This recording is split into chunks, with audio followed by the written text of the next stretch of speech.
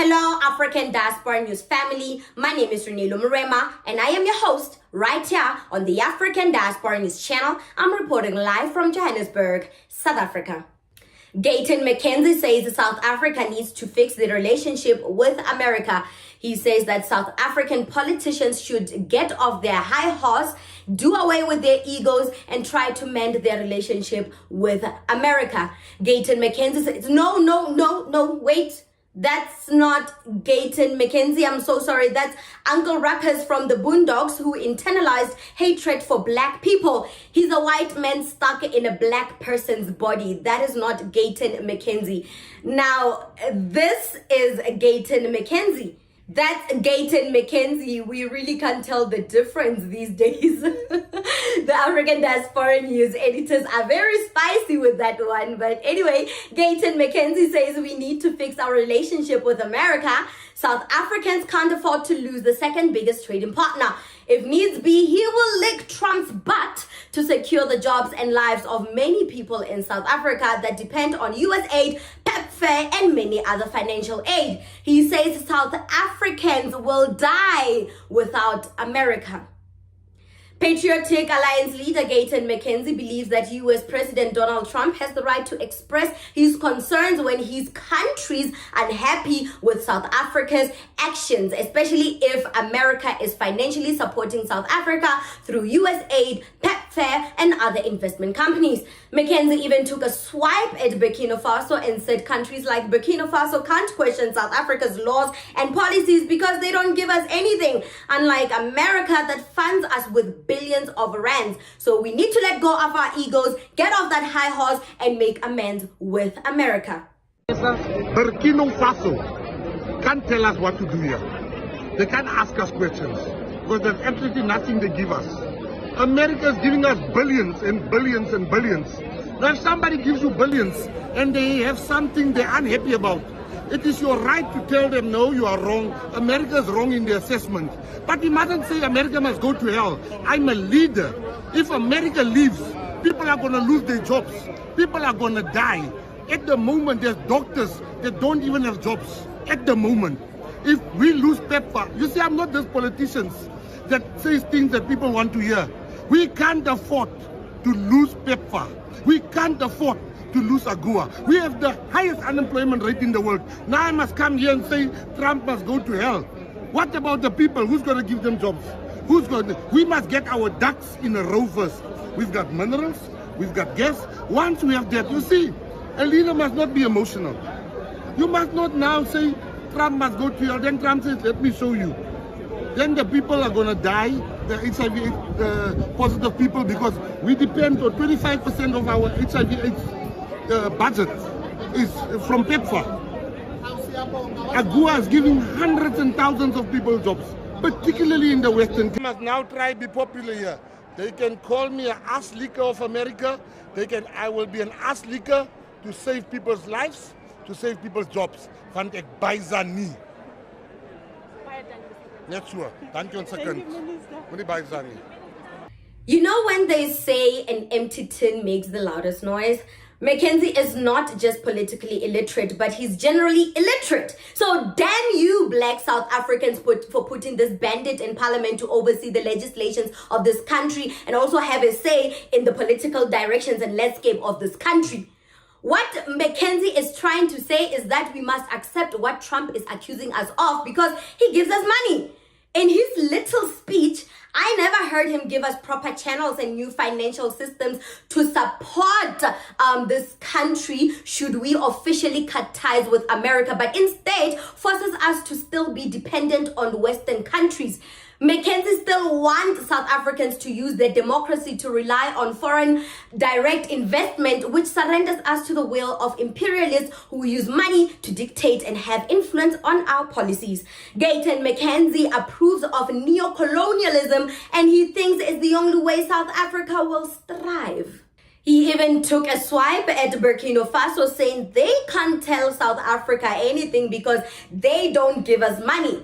You know what I think this is, if we're being honest? He's mad that a black man showed Africa that the system of dependency can be abolished. He's mad that a black man had the nerve to kick out white supremacists in his country, and the people supported him and trusted him. And today, Burkina Faso's economy is well on its way. I mean, look at the gold production since Burkina Faso kicked out France. It has improved significantly. This is Mckenzie's way of showing you that he hates black people in general. He could have used many examples, but he chose to target a proud black man, Captain Ibrahim Traore. When he said he'd rather lick Trump's butt than see South Africans suffer and lose jobs, I was like, come on. We know that man does not care about black people. He used politics as a scheme to make more money. He knows that Trump is the hand that will keep the money in his pocket and keep feeding him. People like Mckenzie, who went to prison for robbery, only look out for themselves. America is the hand that feeds him, and you think he's going to let a black billionaire like Ramaphosa bite the hand that feeds him? Y'all are insane for actually voting for him, thinking he cares about y'all. Mckenzie used politics to make connection with Wall Street because he can't be relying on DA and Stellenbosch mafia who can turn on him any day to feed him. He needs a bigger handler, and America is that person for him. Black people who voted for his party, besides your common interest of hating black people like Nigerians and Zimbabweans, what qualities did he portray that showed y'all that he would care for y'all, that he has your best interest at heart?